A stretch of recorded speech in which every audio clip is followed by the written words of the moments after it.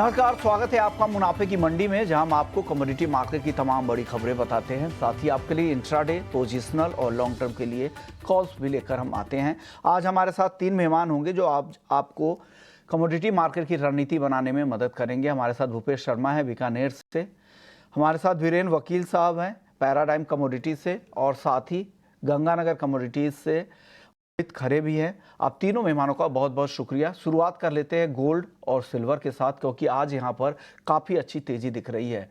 करीब 500 रुपये की तेज़ी सोने में और चांदी में 1200 रुपये से ज़्यादा का उछाल दिख रहा है। यूएस और चीन के जो पीएमआई डेटा आए थे वो काफ़ी कमज़ोर थे।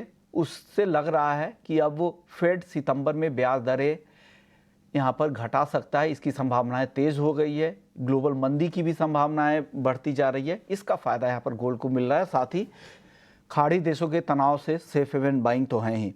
सबसे पहले भूपेश जी, आप बताइए, गोल्ड और सिल्वर टेक्निकली कैसा दिख रहा है आपको? इन स्तरों पे खरीदारी बनती है क्या गोल्ड और सिल्वर में? जी सर, नमस्कार। अगर गोल्ड और सिल्वर की बात करें तो दोनों के दोनों बाजारों में एक अच्छी गिरावट के बाद मुझे लगता है कि एक अच्छा पुलबैक देखने को मिल रहा है। स्पेशली जो भारतीय बाजारों में गिरावट देखी गई थी वो बजट में ड्यूटी कट करने की वजह से देखी गई थी। जबकि इंटरनेशनल बाजार, कॉमेक्स के बाजार लगातार हायर हाई का पैटर्न अभी भी बनाते जा रहे हैं। मुझे लगता है कि $2430 के ऊपर जब तक गोल्ड कॉमेक्स में ट्रेड कर रहा है तब तक इसमें किसी प्रकार की मंदी से दूरी बनानी चाहिए।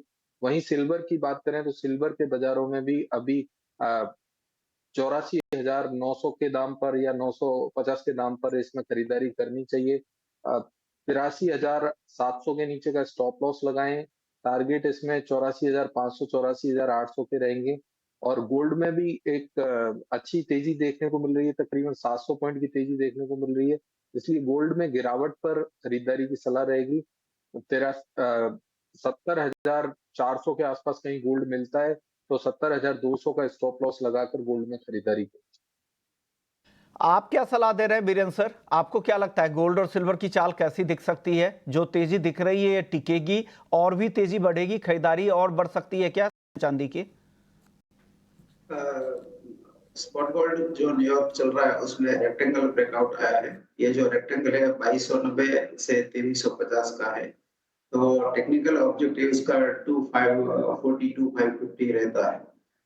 यहाँ जो प्राइस है करीबन 7,200-300 के आसपास का, उसमें और भी करीबन हम 800,000 रुपए की उम्मीद यहाँ से देखते हैं।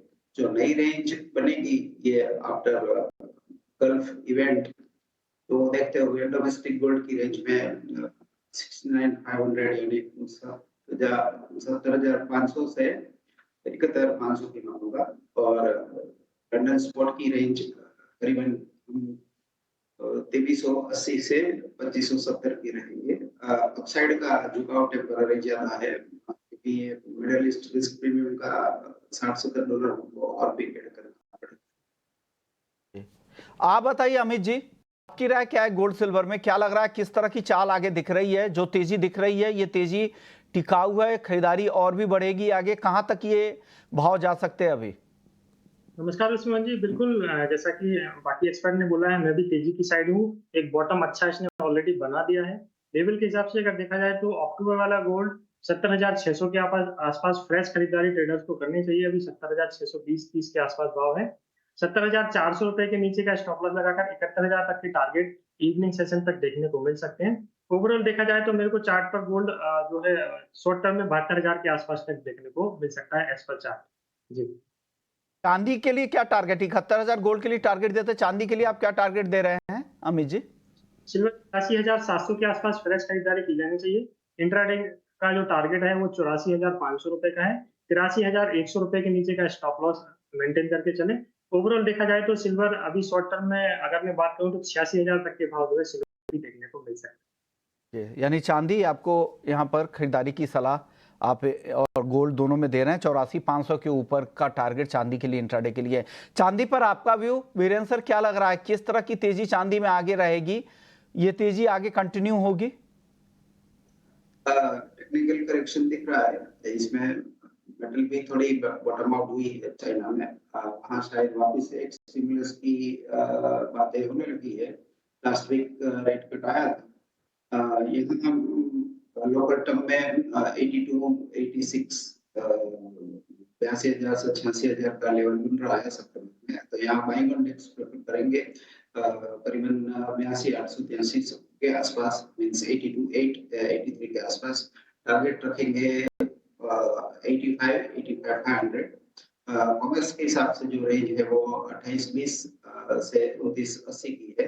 वहाँ 28,30 काफी एक्टिव बाइंग जोन दिख रहा है। फिलहाल इंटरमीडिएट बाइंग इंडेक्स तो चलिए, अब गोल्ड सिल्वर के बाद अब क्रूड की बात कर लेते हैं। क्रूड पर भी दबाव है क्योंकि यूएस और चीन के डेटा की वजह से यहाँ पर चिंता है और डिमांड का कंसर्न यहाँ पर ज़्यादा दिख रहा है। भूपेश जी, कच्चे तेल की चाल किस तरह की दिख रही है? आगे क्या होगा यहाँ पर, और गिरावट बढ़ेगी क्या कच्चे तेल में? जी सर, क्रूड की बात करें तो क्रूड के चार्ट का स्ट्रक्चर अभी भी नेगेटिव बना हुआ है। कल भी अच्छी गिरावट 6600 से तकरीबन 6450 तक के देखी गई थी शाम के सत्र में। मुझे लगता है कि अभी भी 6440 के नीचे इसमें बिकवाली करनी चाहिए। 6480 के ऊपर के स्टॉप लॉस लगाएं और नीचे में 6400, 6360 के लक्ष्य आज शाम के सत्र तक देखे जा सकते हैं। तो ये व्यू आपका है कच्चे तेल को, आपको लग रहा है थोड़ी गिरावट बढ़ेगी, 6400 और 6360 के टारगेट के लिए बेचना चाहिए। अमित जी, आपकी कॉल क्या है कच्चे तेल पर? ऑप्शंस में भी कोई ट्रेड है क्या? बिकवाली का ही ट्रेड है। ट्रेंड जो है एज पर अभी नेगेटिव बना हुआ है। थोड़ा सा उछाल में बिकवाली की रणनीति इसमें अपनानी चाहिए। आज का जो सेलिंग का पॉइंट है वो 6480 का है। अभी 6450 के लगभग भाव है। 6480 पे मिलता है तो एक बिकवाली का ट्रेड ट्रेडर्स को करना चाहिए। 6530 रुपए के ऊपर का स्टॉप लॉस लगाकर 6380 रुपए तक के टारगेट वहां पे देखने को मिल सकते हैं। सेम जैसा कि ऑप्शन में अगर मैं बात करूं तो 6480 के आसपास जब भी प्राइस आते हैं तो 6500 का पुट ऑप्शन ट्रेडर्स को बाय करना चाहिए। 40 रुपए का स्टॉप लॉस लगाकर 60 पॉइंट तक के टारगेट जो है ऑप्शन में भी देखने को मिलेंगे। आप क्या सलाह देंगे कच्चे तेल के ट्रेडर्स के लिए? किस तरह की चाल यहाँ से रहेगी? एमसीएक्स पर भले ही सपाट है लेकिन जो फंडामेंटल्स है वो काफ़ी निगेटिव दिख रहा है। अगर खाड़ी देशों वाला तनाव अगर छोड़ दे तो जिस तरह के डेटा यूएस चाइना को है वो स्लो डाउन के संकेत दे रहे हैं। क्या इससे दबाव फिर से बढ़ेगा कच्चे तेल पर? बीरेन जी, आपसे सवाल था। फिलहाल ऐसा लग रहा है कि वीकेंड में शायद कुछ इवेंट बने, तो वीकेंड में मैं शॉर्ट साइड अवॉइड करूंगा। चांस ट्रेड के हिसाब से इन द मनी स्ट्राइक वाले जो कॉल है वो बाय किया जा सकता है। 650 का call as a chance trade 3-4 दिन में फिर वहां प्रॉफिट ऑब्जेक्टिव 40-50 रुपया का छोटा है। चलिए, नेचुरल गैस को देखते हैं। नेचुरल गैस में भी काफ़ी गिरावट आ चुकी है अब तक, लेकिन क्या यहाँ से खरीदारी बनती है क्या? क्योंकि कूलिंग डिमांड बढ़ने की यूएस में खबर आ रही है। क्या इसका कुछ फ़ायदा मिलेगा और दाम कुछ ऊपर की तरफ जाएंगे? आज अब देखिए 2% आज भी गिरा हुआ 165 रुपये तक आ चुका है। बीरेन सर, अब बताइए, क्या नेचुरल गैस की गिरावट पूरी हो गई कि और भी गिरावट बची हुई है अभी? ऐसा लग रहा है कि इसमें शायद और भी गिरावट शायद बची हुई है। वैसे तो 950 देखने के बाद ये काफी सस्ता दिखता है 65। एमसीएक्स पर क्या लग रहा है? कोई वैल्यू वैल्यू वाली बात नहीं लग रही है क्योंकि फॉरवर्ड अभी भी 10 रुपया ऊंचा चल रहा है। मींस ये मार्केट वेल सप्लाइड है या तो सप्लाई ग्लट बोलो, जरूरत से ज्यादा माल है यहाँ, ऐसा बोल सकते हैं। तो कहां तक गिर सकता है? क्या 150 रुपए का लेवल भी दिख सकता है पोजिशनली यहाँ पर एमसीएक्स पर? एनर्जी प्रोडक्ट है इसलिए इसमें टॉप बॉटम का कहना मुश्किल है। स्पेशली जब हमने क्रूड को -40 तक देखा था और ऊपर में 140 तक देखा था, तो पावर, गैस और क्रूड ये तीन चीज ऐसी है कि जिसमें कोई फ्लोर या टॉप टेक्निकली नहीं। मुझे ऐसा लग रहा है कि इसमें डाउन साइड कहां तक जाएगा वो कहना मुश्किल है। अमित जी, आप बताइए, क्या सलाह दे रहा है जो ट्रेड करना चाह रहे हैं? अगर ऑप्शंस में कोई ट्रेड हो तो वो भी बता दीजिए, क्योंकि वॉलेटाइल काउंटर है, ये काफी गिरावट भी आ चुकी है एनजी में। क्या अब नई राय क्या है? एनजी इस टाइम जो है काफी लैगिंग रहा है बाकी कमोडिटीज के कंपैरिजन में। अगर मैं बात करूं, ट्रेंड काफी नेगेटिव बना हुआ है। अभी भी लग रहा है कि जब तक 170 के नीचे ये है तब तक इसमें बिकवाली का दौर जारी रहेगा। 170 रुपए के स्टॉप लॉस के साथ ट्रेडर्स को इसमें बिकवाली का ट्रेड लेके चलना चाहिए। 157 से लेके 152 रुपए तक के इसके नियर टर्म में टारगेट हैं। 170 के ऊपर का प्राइसेस निकलते हैं तो इसका ट्रेंड वापस फिर से पॉजिटिव हो सकता है। आप बताइए भूपेश जी, आपकी कॉल क्या है एनजी पर? जी सर, एनजी के चार्ट का स्ट्रक्चर अभी भी नेगेटिव बना हुआ है और इसमें 172 के नीचे जब तक मार्केट ट्रेड कर रहा है तब तक इसमें मुझे लगता है कि नेगेटिविटी जारी रहेगी। हो सकता है बाजार नीचे में 160 155 तक के लेवल भी आने वाले समय में देखने को मिले। वहीं आज के ट्रेंड की बात करें या ट्रेड की बात करें तो 166 के भाव पर अभी बेचना चाहिए। 169 के ऊपर का स्टॉप लॉस लगाएं। नीचे में जो टारगेट दिए गए 160 और 155 के वो संभावित रहेंगे आने वाले समय में। चलिए, नेचुरल गैस के बाद अब बात करते हैं बेस मेटल्स की, जहां पर जिंक, एल्युमिनियम आधे परसेंट ऊपर है, कॉपर भी 0.5% ऊपर है। 795 रुपए के ऊपर कॉपर है, जिंक 252 के करीब और एल्युमिनियम है 213 रुपए के ऊपर। बीरेन जी, मेटल्स में कुछ पसंद है आपको?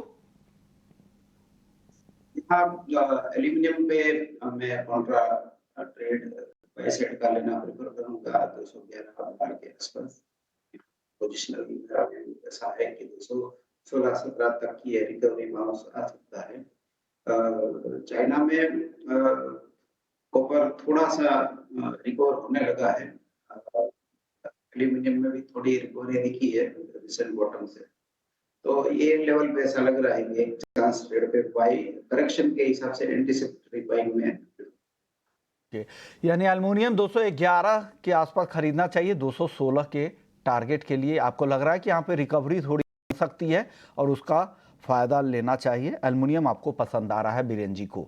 आप बताइए भूपेश जी, आपको क्या पसंद है? कहाँ लग रहा है कि ज्यादा तेजी की संभावना यहाँ से बन रही है?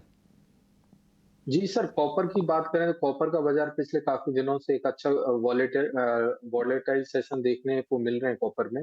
मुझे लगता है कि कॉपर अभी 796 के दाम पर खरीदनी चाहिए और इसमें स्टॉप लॉस 791 के नीचे का रहेगा। 800 और 805 तक के लक्ष्य संभावित रहेंगे। बाजार का ओवरऑल ट्रेंड अभी भी नेगेटिव है, परंतु ये एक कॉन्ट्रा व्यू में कॉपर में आज के लिए दे रहा हूँ। टारगेट एक बार फिर से दोहराइएगा भूपेश जी, क्या टारगेट दिए थे आपने कॉपर के लिए? जी जी, 801 एंड 806। ओके, 801 806 के टारगेट के लिए खरीदने की सलाह है। स्टॉप लॉस क्या लगाना है इस ट्रेड में? 791। 791 के ट्रेड का स्टॉप लॉस भी ध्यान रखिएगा। आप बताइए अमित जी, आप कहाँ क्या सलाह दे रहे हैं मेटल्स पर? आपकी राय, टॉपिक क्या है आज के लिए? टॉपिक में मेरे को एल्यूमिनियम ही अच्छा समझ में आ रहा है। चार्ट में एक रिवर्सल पैटर्न जो है बना हुआ है। बाय साइड में जाना चाहूंगा 212 रुपए के आसपास इसमें खरीदारी का ट्रेंड लेके चलें। थोड़ा सा लंबा व्यू में इसमें दे रहा हूँ। ओवरऑल देखा जाए तो 212 के आसपास खरीद के 209 का स्टॉप लॉस लगाकर 217 रुपए से लेकर 220 रुपए तक के टारगेट जो है 1 वीक के आसपास देखने को मिल सकते हैं। वहीं तो कॉपर की अगर मैं बात करूं तो थोड़ा सा नेगेटिव चार्ट बना हुआ है। मैं इसमें थोड़ा सा बिकवाली का ट्रेड रिकमेंड करूंगा। 798 के आसपास 802 रुपए के स्टॉप लॉस के साथ बिकवाली करें। 794 तक के टारगेट जो है इसमें देखने को मिल सकते हैं इंट्राडे ट्रेड में। ओके, एल्युमिनियम दो एक्सपर्ट्स को पसंद है और कॉपर भी आपकी राय यहाँ पर आ रही है अमित जी की तरफ से। और अमित जी को लगता है कि हफ्ते भर में 220 के ऊपर भी एल्युमिनियम जा सकता है। 216-17 के आसपास का टारगेट बीरेन जी का भी था। चलिए, वक्त है ब्रेक का। बने हुए हैं, लेकिन एक और एक्सपर्ट हमारे साथ अब जुड़ गए हैं। वो है गजेंद्र जी, गजेंद्र पारख, राजहंस गम इंडस्ट्रीज से, नोखा राजस्थान से आते हैं। गजेंद्र जी, ग्वार को क्या हो गया है? लगातार दूसरे दिन तेज गिरावट दिख रही है। गम में 5% से ज्यादा की गिरावट आ चुकी है 2 दिनों में। क्या हुआ है, क्या स्थिति है वहां पर, क्या रिपोर्ट है ग्राउंड की सर? नमस्कार विश्वमोहन जी। नमस्कार सर। देखिए, ग्वार आज से 2 दिन पहले जबरदस्त बढ़ा। जी जी। उसका कारण वही था कि पिछले जो मानसून जब से स्टार्ट हुआ, रेनी सीजन स्टार्ट हुआ, ग्वार बेल्ट में बरसातें नहीं हुई थी। ओके। उस वजह से बाजार को जितना बढ़ना चाहिए था उस हिसाब से बढ़ा नहीं। और जैसे ही बरसात आने से ठीक पहले उसमें थोड़ा तेजी का माहौल बना। उतने में फिर पूरे वेस्ट राजस्थान में पिछले 2 दिनों से अच्छी बारिश हो रही है। इवन अभी भी कंटिन्यू चल रही है। ओके। अब देखना पड़ेगा एरिया, कौन से एरिया में कितनी बारिश हुई है, उसके हिसाब से आगे फिर बाजार रिएक्ट करेगा इस पे। ओके। डिमांड को लेकर क्या रिपोर्ट है आप लोगों के पास? किस तरह की डिमांड अभी है? देखिए डिमांड विश्व मोहन जी बराबर कंटिन्यू ग्वार में आज ग्वार गम की डिमांड कंटिन्यू बराबर चल रही है। वही 28-27 से 30,000 टन के बीच में एक्सपोर्ट हो रहा है। वही डोमेस्टिक डिमांड है वो 3 से 4,000 टन की डिमांड है। तो 32 से 33,000 टन की एवरेज मंथली डिमांड चल रही है। ओके। और अभी नई फसल आने में एक बात और कहना चाहूंगा, नई फसल आने में अभी 3 महीने या 4 महीने हैं। और दूसरा बड़ा कारण कि एक बरसात हुई है, आगे डिस्ट्रीब्यूशन कैसा रहता है, आगे बरसातें कैसी होते हैं, उस हिसाब से फिर इसमें तो अभी बड़ी मंदी का इसमें गुंजाइश है नहीं ग्वार में। और जैसे जैसे स्थितियां क्लियर होगी उस हिसाब से फिर बाजार इसमें रिएक्ट करता रहेगा। ओके, बड़ी मतलब गिरावट की आपको संभावना ज्यादा नहीं दिख रही है, तो क्या तेजी की संभावना है क्या?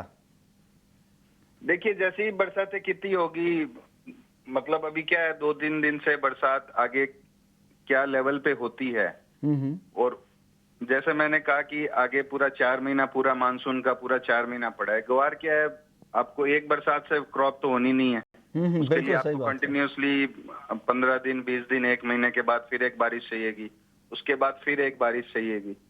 उसके दरमियान हवा पानी धूप कैसी रहती है वो भी एक बड़ा, क्योंकि एग्री में फसल को बहुत बड़े पड़ाव आते हैं, उन सब के पड़ाव को गुजरना पड़ता है वो। तो इसमें अभी पहला राउंड है, बारिश हुआ है, लेकिन उस हिसाब से जिस हिसाब से बाजार में घबराहट है वैसी घबराहट आगे जाके बाजार ठीक हो जाएगा मेरे हिसाब से। ओके, आगे जाके बाजार ठीक होता हुआ आपको दिख रहा है यहाँ पर।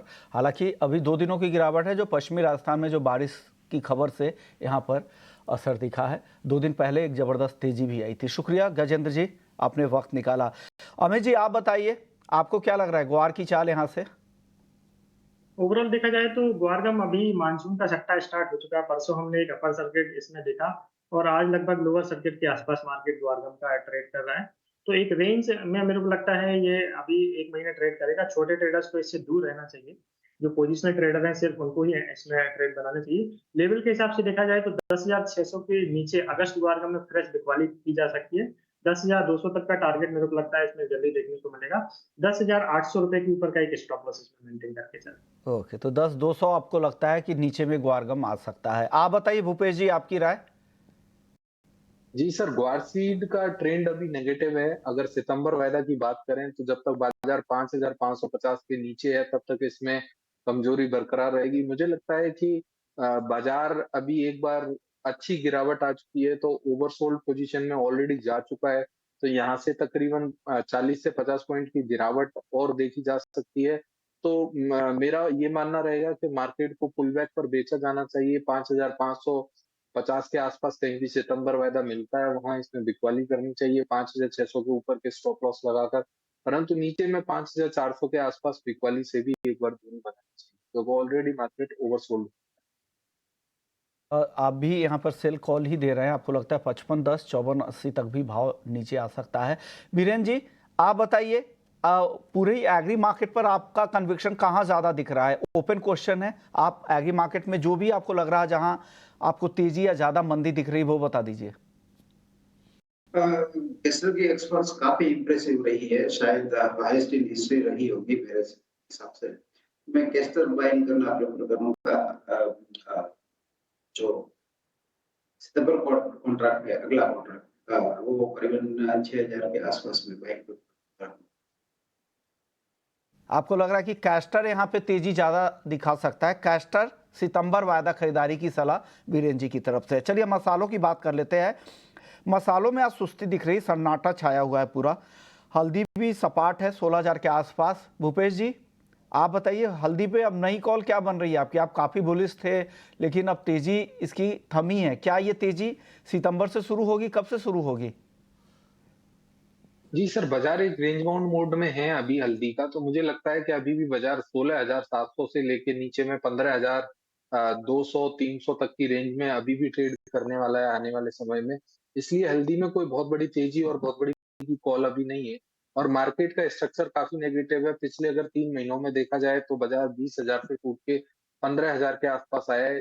तो स्पेशली 17,200 के आसपास हमने आपके चैनल पे रिकमेंड किया था कि अभी एक बार हल्दी से दूरी बनानी चाहिए। अब बाजार नीचे में कहीं 15,200 के आसपास मिलता है, 300 के आसपास तो खरीदना चाहिए।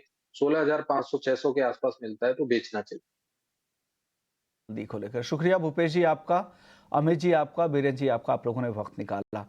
चलिए मुनाफे की मंडी को यहीं समेटेंगे।